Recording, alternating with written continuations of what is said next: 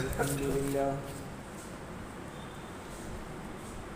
لله وكفى وسلام على عباده الذين اصطفى أما بعد فأعوذ بالله من الشيطان الرجيم بسم الله الرحمن الرحيم والذين هم لفروجهم حافظون إلا على أزواجهم أو ما ملكت أيمانهم فإنهم غير ملومين فمن ابتغى وراء ذلك فأولئك هم العادون والذين هم لأماناتهم وعهدهم راعون صدق الله العظيم۔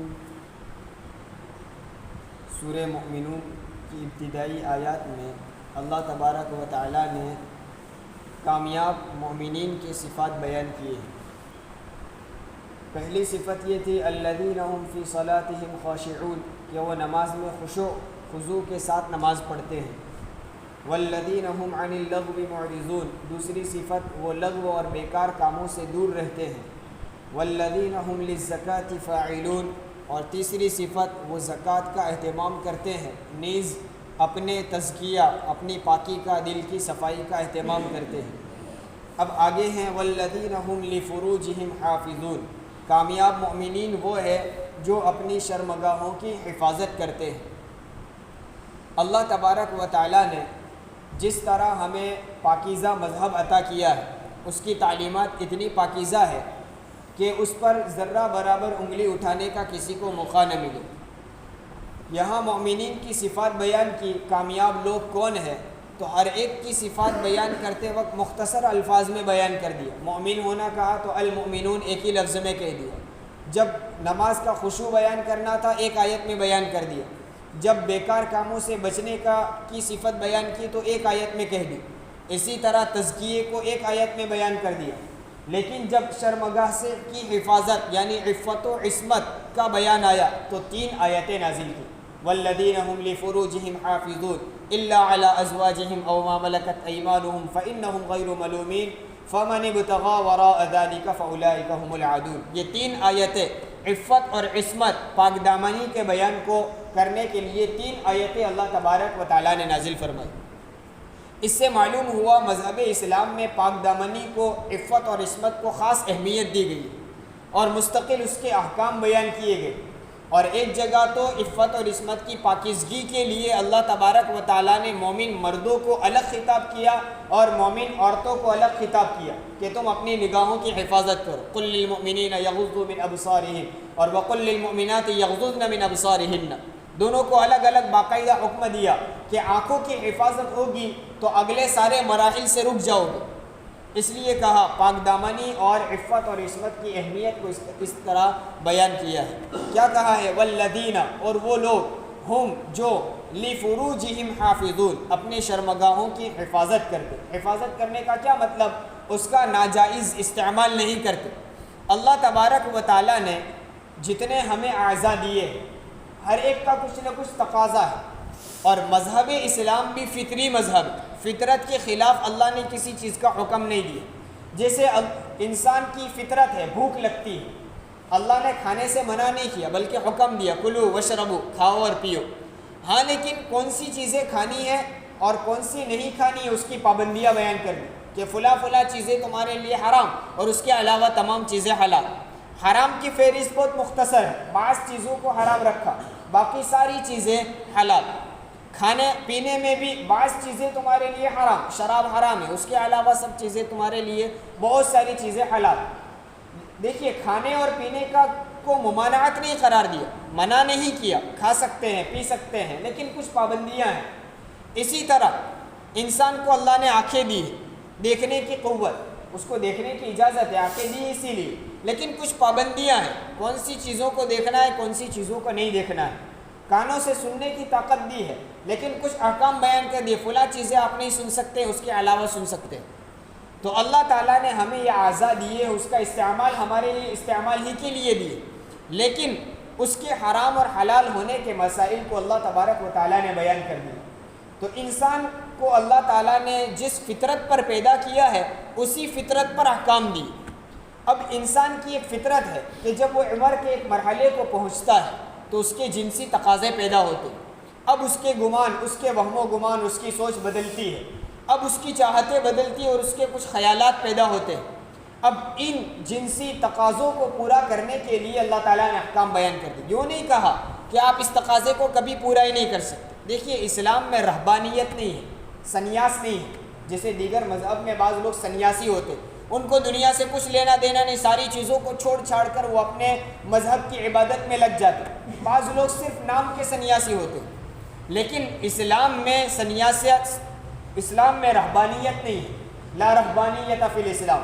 اسلام تو کہتا ہے تم اپنے معاشرے میں رہو، لوگوں کے ساتھ مل جل کر رہو، اور سارے فکری تقاضوں کو پورا کرنے کی اجازت دی، تجارت بھی کرو، کماؤ بھی، نکاح بھی کرو، دوست احباب سے بھی ملو، اور معاشرے میں مل جل کر رہو۔ الگ تھلگ ہو کر ایک کونے میں بیٹھ کر عبادت کرنے کا شریعت حکم نہیں دیتی۔ تو انسان کے یہ تقاضے ہیں، ان تقاضوں کو پورا کرنے کی شریعت نے اجازت دی۔ والذین هم لفروجہم حافظون، ان تقاضوں کو پورا کرتے ہوئے جو لوگ اپنی شرمگاہوں کی حفاظت کرتے یہ کامل مومنین ہیں۔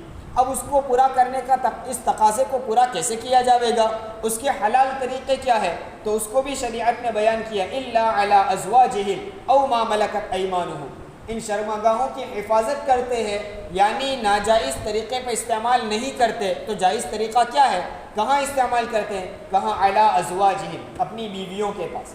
اگر عورت ہے تو اپنے مرد شوہر کے ذریعے سے، مرد ہے تو اپنی بیوی کے ذریعے سے، او ما ملکت ایمانہم، اور دوسرا موقع کہ ان باندیوں کے پاس جن کا ان کو اللہ نے مالک بنایا ہے۔ اب باندیوں کا سلسلہ ختم ہو گیا۔ ہمارے زمانے میں اپنے فطری اور جنسی تقاضے کو پورا کرنے کا ایک ہی راستہ ہے، نکاح۔ نکاح کے ذریعے سے، اپنی بیوی کے ذریعے سے مرد اپنی یہ شہوانی تقاضوں کو پورا کر سکتا ہے، اور عورت اپنے شوہر کے ذریعے سے اپنے شہوانی تقاضوں کو پورا کر سکتی ہے۔ یہ ایک طریقہ بیان کر دیا۔ اسلام نے یہ پاکیزگی کی تعلیم دی ہے، یہاں آزادی نہیں دی ہے جس سے چاہے اس سے اپنے تقاضے کو پورا کر لیا جائے، نہیں، یہ تو جانوروں کا طریقہ ہے، جانوروں کا آپس میں نکاح نہیں ہوتا، وہ جس سے چاہے اپنی جنسی تقاضوں کو پورا کر لیتا ہے۔ اسلام نے انسان کو ایسی پاکیزہ تعلیم دی ہے، تو فرمایا الا علی ازواجہم او ما ملکت ایمانہم۔ یہ دو طریقے ہیں جن میں سے اب ہمارے زمانے میں ایک طریقہ رہا کہ نکاح کے ذریعے سے اپنے جنسی تقاضوں کو پورا کر سکتے ہیں۔ فإنہم غیر ملومین، اور ان کے علاوہ جو شخص اپنے اس جائز طریقے سے، نکاح کے طریقے سے اپنے ان جنسی تقاضوں کو پورا کرے گا، اللہ فرماتے اس پر اس کی کوئی ملامت نہیں۔ فإنہم غیر ملومین، اس پر اس کی کوئی ملامت نہیں کی جائے گی۔ ہاں، اگر کسی کی جنسیات اور کسی کے اللہ تبارک و تعالیٰ نے ان تقاضوں کو اضافے کے ساتھ رکھا ہے تو مرد کو اجازت دی ہے، ایک کے بجائے 2 نکاح کرنا چاہے کر سکتا ہے، 2 کے بجائے 3 کرنا چاہے کر سکتا ہے، 4 کرنا چاہے کر سکتا ہے، 4 تک کی شریعت نے اجازت دی۔ لیکن جس طرح نکاح کا طریقہ ہے اس طریقے سے ہٹ کر کسی بھی طریقے سے اگر اپنی خواہشات کو پورا کرتا ہے تو وہ قابل ملامت ہے۔ اگر اپنے نکاح اور جائز طریقے سے خواہشات پوری کرتا ہے تو فإنہم غیر ملومین۔ آج ہمارے معاشرے کی بیماری یہ بھی ہے کہ اگر کوئی اپنی خواہشات اور اپنی ضروریات کے مطابق ایک سے زائد نکاح کرتا ہے تو وہ قبیلے میں قابل ملامت سمجھا جاتا ہے، لوگ اس کو برا بھلا کہتے ہیں، حالانکہ وہ شریعت کے دائرے میں رہ کر کرتے ہیں۔ ہاں، شریعت نے وہاں پابندیاں لگائی ہیں کہ جب ایک سے زائد نکاح کیا جائے تو ایک سے زائد بیویوں کے درمیان انصاف کے ساتھ کام کرنا ہے، کسی پر ظلم نہ ہو، کسی پر زیادتی نہ ہو، وہ پابندیاں لگائی ہیں۔ لیکن اگر کوئی شخص ان پابندیوں کی رعایت کرتے ہوئے شرعی دائرے میں رہتے ہوئے اگر نکاح کرتا ہے تو پورا معاشرہ اس کو برا سمجھتا ہے۔ 2 بیویاں ہو تو برا، لیکن 2 کے بجائے 20 گرل فرینڈ ہو تو کوئی حرج نہیں۔ یہ ہمارا گندا معاشرہ ہے۔ اور مزید اس پر یہ کہ جتنے چٹکلے بنائے جائیں، جتنے برے الفاظ بلائے جائیں وہ نکاح اور بیویوں کے متعلق ہوں، اور جتنی شاندار شاعریاں بنائی جائیں تو وہ ناجائز رشتوں کے لیے۔ اس سے انسان کی فطرت بنتی ہے، مزاج بنتا ہے کہ یہ رشتہ اچھا وہ رشتہ برا۔ عام طور پر ہوتا ہی یہی ہے۔ اب موبائل کا زمانہ ہے، چھوٹے چھوٹے بچوں تک یہ باتیں پہنچ جاتی ہیں، اور بچپن سے بچے کا مزاج یہ بنتا ہے کہ نکاح ایک مصیبت ہے۔ اس کے علاوہ جس طریقے سے اپنی خواہش پوری کرنا ہو تو دوستیوں کے ذریعے سے جس طرح کرنا ہو کر لو، اس میں کوئی حرج نہیں۔ یہ بچپن سے مزاج بنتا ہے، اور یہ غیر شعوری طور پر بچوں کے ذہن میں یہ باتیں ڈالی جاتی ہیں۔ تو اللہ تعالیٰ نے یہ پاکیزہ شریعت ہمیں دی ہے، پاک دامنی کا حکم دیا ہے، یہاں ہمیں تعلیم دی گئی ہے کہ ہم اپنی خواہشات کو پورا کرنے کے لیے نکاح کا راستہ اپنا سکتے ہیں، الا علی ازواجہم او ما ملکت ایمانہم، اگر یہ طریقہ کوئی اپناتا ہے تو وہ قابل ملامت نہیں ہے، فإنہم غیر ملومین، ہاں اس کے علاوہ جو طریقہ ہو فمن ابتغى وراء ذلك فاولئک هم العادون، جو کوئی یہ نکاح والے راستے سے ہٹ کر کوئی دوسرا راستہ اپناتا ہے تو فاولئک هم العادون، یہ حد تجاوزی کرنے والے، یہ شریعت کی حدود کو پار کرنے والے۔ اس میں وہ ساری صورتیں آ گئی جو نکاح کے علاوہ جتنی بھی صورتیں ہوں وہ ساری صورتیں اس میں داخل ہیں۔ کیا کیا صورتیں ہو سکتی ہے کہ نکاح کے علاوہ کسی سے صرف دوستی رچا کر اپنی خواہش پوری کرنا، یہ بھی ناجائز اور حرام ہے، فاولئک هم العادون، حد تجاوزی کرنے والے۔ اسی طرح مرد کا مرد کے ذریعے سے خواہش پوری کرنا، فاولئک هم العادون، یہ شریعت کی حدود کو پار کرنے والے ہیں۔ اسی طرح عورت سے نکاح کرنے کا حکم دیا، وہاں بھی پابندیاں ہیں، وہاں بھی ہمیں طریقے بتائے ہیں کہ عورت سے نکاح کرنے کے بعد ان سے خواہش پوری کی جائے گی، تو شریعت نے اس کے احکام بیان کیے ہیں کہ اس سے خواہش پورے کرنے کا ایک ہی طریقہ ہوگا کہ جس راستے سے بچہ پیدا ہوتا ہے اسی راستے سے مرد کو اپنی خواہش پوری کرنے کی اجازت۔ عورت کے پاخانے والے راستے سے بھی خواہش پورا کرنا حرام اور ناجائز ہے، جس طرح زنا کا حکم ہے اسی طرح وہ بھی حکم ہے، اگرچہ اپنی بیوی ہے۔ یہ باتیں اس لیے بیان کرنی پڑتی ہے کہ آج اخباروں کے ذریعے، موبائل کے ذریعے سے یہ باتیں اتنی پھیلائی جاتی ہیں کہ آدمی یوں سمجھتا ہے کہ اپنی ہی بیوی ہے نا، میں نے تو نکاح کیا ہے، میں جس طرح چاہے خواہش پوری کر سکتا ہوں۔ نہیں، یہاں شرعی پابندیاں ہیں، اس لیے ان باتوں کو ہمیں مد نظر رکھنا ہے۔ اسی طرح فمن ابتغى وراء ذلك میں زنا بھی داخل ہے، لواطت بھی داخل ہے، اور اپنے ہاتھوں کے ذریعے سے اپنی خواہشات کا پورا کرنا یہ بھی اس آیت میں داخل ہے، فاولئک هم العادون، یہ حرام ہے، شریعت کی نگاہ میں حد تجاوزی کرنے والا ہے، وہ سخت ترین گناہ ہے، اور اس طرح اپنی خواہش پوری کرنے والا قرآن کی نظر میں گویا ہرگز کامیاب نہیں ہو سکتا، کیونکہ کامیابی کے صفات میں صفت بیان کی ہے کہ جو اپنی شرمگاہوں کی حفاظت کرتے ہیں، حلال طریقے سے استعمال کرتے ہیں، ناجائز طریقے سے استعمال نہیں کرتے۔ اگر کوئی شخص یہ راستے اپناتے ہیں نکاح کے علاوہ جتنے حرام ناجائز طریقے ہیں وہ کبھی کامیاب نہیں ہو سکتے۔ اب ہم رونا روتے ہیں، تجارتیں نہیں چلتی ہے، مندیاں ہیں، پریشانیاں ہیں، بیماریاں ہیں، وغیرہ وغیرہ، نہ جانے کتنے شکوے ہمارے ہوتے، لیکن ہم کبھی سوچتے نہیں کہ ہمارے اعمال بھی کیسے ہیں، ان اعمال کے پیچھے جو سزائیں اور جو وبائیں اترنی چاہیے تھی وہ تو کچھ بھی نہیں ہے۔ ہمارے حالات اور ہمارے معاشرے کے حالات ہم دیکھیں تو اس کے مقابلے میں وہ حالات اور وہ ہمارے اعمال اتنے سخت ترین ہیں کہ اس کے پیچھے آنے والی یہ کچھ سزائیں جو کوئی حیثیت نہیں رکھتی۔ یہ تو اللہ کا احسان ہے کہ اللہ تعالیٰ ستاری فرماتا ہے، رحم فرماتا ہے، وہ ہمیں تھوڑی مصیبت دے کر متنبع کرنا چاہتا ہے کہ تم راستے سے ہٹ رہے ہو، سیدھے راستے پر واپس آ جاؤ۔ الغرض کامل مومنین اور کامیاب مومنین کی صفات میں یہ بیان کیا کہ وہ اپنی شرمگاہوں کی حفاظت کرتے۔ پھر فرمایا والذین هم لاماناتهم وعہدهم راعون، اور وہ لوگ جو اپنی امانتوں کی رعایت کرتے ہیں، راعون کا معنی رعایت کرنا یعنی اہتمام کرنا، اپنی امانتوں کی رعایت کرتے ہیں۔ راعی کا لفظ عربی زبان میں مختلف موقعوں پر بولا جاتا ہے، راعی کا معنی ذمہ دار بھی ہوتا ہے، جیسا کہ حدیث میں ہے کلکم راع وکلکم مسئول عن رعیتہ، تو اس حساب سے معنی یہ ہوا کہ امانتوں کی ذمہ داری کا احساس جن میں ہوتا ہے وہ کامیاب مومنین ہیں۔ اب امانت کا کیا مطلب ہے؟ جب امانت کا لفظ بولا جاتا ہے تو عام طور پر لوگ اس کا ایک ہی معنی سمجھتے ہیں، اور وہ معنی بھی صحیح ہے، لیکن اس کا ایک ہی معنی نہیں ہے، بہت سارے، امانت کا دائرہ بہت وسیع ہے۔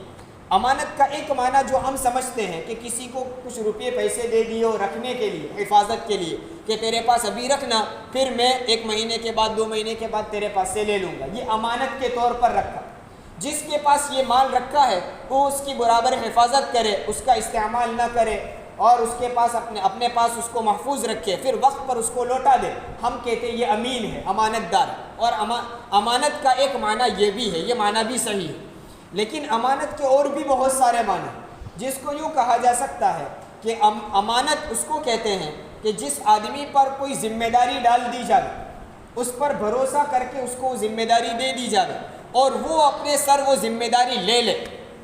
اب وہ جو ذمہ داری اس نے اپنے سر لی ہے وہ ساری ذمہ داریاں اس کی امانت ہیں۔ اب اگر وہ ذمہ داری میں کمی کرے گا، کوتاہی کرے گا تو وہ امانت میں خیانت کرنے والا ہوگا۔ جیسا کہ ایک مزدور ہے، مزدور کو ہم نے کوئی کام دے دیا کہ بھئی ہمیں فلاں کام کرنا ہے اور اس کی مزدوری اتنی دیں گے۔ اب یہ طے ہو گیا، ایک معاملہ طے ہو گیا مزدور کے ساتھ۔ اب مزدور کی ذمہ داری ہے کہ جو ہم نے عوض لیا ہے، جو اس کے پاس سے مزدوری لے گا، اس کے مقابل میں جتنا کام کرنا طے ہوا وہ پورا کرے۔ اگر اس میں کوتاہی کرتا ہے، اس میں کوئی کمی کرتا ہے تو وہ امانت میں خیانت کرنے والا ہے۔ اس نے جو اپنے سر ذمہ داری لی ہے وہ اس کی امانت ہے، اس کے اوپر امانت ہے، اس امانت کا پورا کرنا ضروری ہے۔ اب اگر وہ کمی کرتا ہے یا جیسا کام دیا تھا ویسا نہیں کرتا ہے، یا دن طے ہوئے تھے اتنے دن کام کرنا ہے اور وہ پورے دن کام نہیں کرتا ہے، جیسے بعض مزدوریوں میں ایسا ہوتا ہے کہ جس میں ہر دن کی مزدوری طے ہوتی، ایک دن کے اتنے روپے، بھئی آپ کتنے بجے سے کتنے بجے کام کرو گے، کہا صبح 8 سے شام 8 تک، کیا مزدوری ہوگی، دن کے 1000 روپے، یہ طے ہو گیا۔ اب صبح 8 سے لے کر شام 8 تک اس کا وقت طے ہوا ہے۔ اگر ان اوقات میں وہ کوتاہی کرتا ہے، دیر سے آتا ہے، جلدی چلا جاتا ہے، یا آنے کے بعد بھی اپنے کام میں توجہ نہیں دیتا ہے، ادھر ادھر دیگر دوسرے کاموں میں اور بیکار کاموں میں وقت نکال دیتا ہے اور یوں دن بڑھاتا رہتا ہے، تو یہ امانت میں خیانت کرنے والا ہے، چونکہ اس نے ذمہ داری لی۔ ایک آدمی کسی کی دکان پر کام کرتا ہے، اس نے ایک ذمہ داری لی ہے، اتنے بجے سے اتنے بجے تک میرا وقت اور اس کی اتنی تنخواہ۔ اگر وہ اپنے ان کاموں میں کوتاہی کرتا ہے وہ امانت میں خیانت کرنے والا ہے۔ اب یہ جو امانتیں ہیں بندوں کی طرف سے بھی ہوتی ہے، جیسا میں نے ابھی مثالیں دی، اسی طرح اللہ تبارک و تعالیٰ کی طرف سے بھی کچھ حقوق ہم پر عائد کیے ہیں، ان حقوق کی پاسداری نہ کرنا یہ بھی امانت میں خیانت ہے۔ اللہ تبارک و تعالیٰ نے جو احکام ہمیں دیے، نماز کا پڑھنا، روزوں کا رکھنا، زکوٰۃ کی ادائیگی وغیرہ، ان سارے احکام کا پورا کرنا، یہ ہم نے اللہ کے احکام کو قبول کیا۔ جب ہم نے لا الہ الا اللہ محمد الرسول اللہ صلی اللہ علیہ وسلم کا اقرار کیا، مطلب یہ ہوا کہ ہم اب پوری زندگی اللہ کی غلامی میں گزاریں گے، جیسا وہ کہیں گے ایسا کرنا ہے۔ اب اللہ کے احکام کو اگر ہم توڑتے ہیں، جو احکام اللہ کے ہم نے اپنے سر لیے تھے اس کو پورا نہیں کرتے ہیں، یہ امانت میں خیانت ہے۔ تو یہ امانت کا دائرہ بہت وسیع ہے، امانت کا لفظ بہت سارے معنوں کو، ایک وسیع معنی کو اپنے اندر لیے ہوئے ہیں۔ یہ امانت کی ادائیگی، امانت کا اہتمام کرنا، یہ کامل اور کامیاب مومنین کی صفات میں سے۔ والذین هم لاماناتهم وعہدهم راعون، امانتوں کی رعایت کرتے ہیں، حفاظت کرتے ہیں۔ اللہ تعالیٰ ان نیک صفات سے ہم سب کو مالا مال فرمائے، آمین۔ وآخر دعوانا ان الحمد للہ۔ سبحان اللہ۔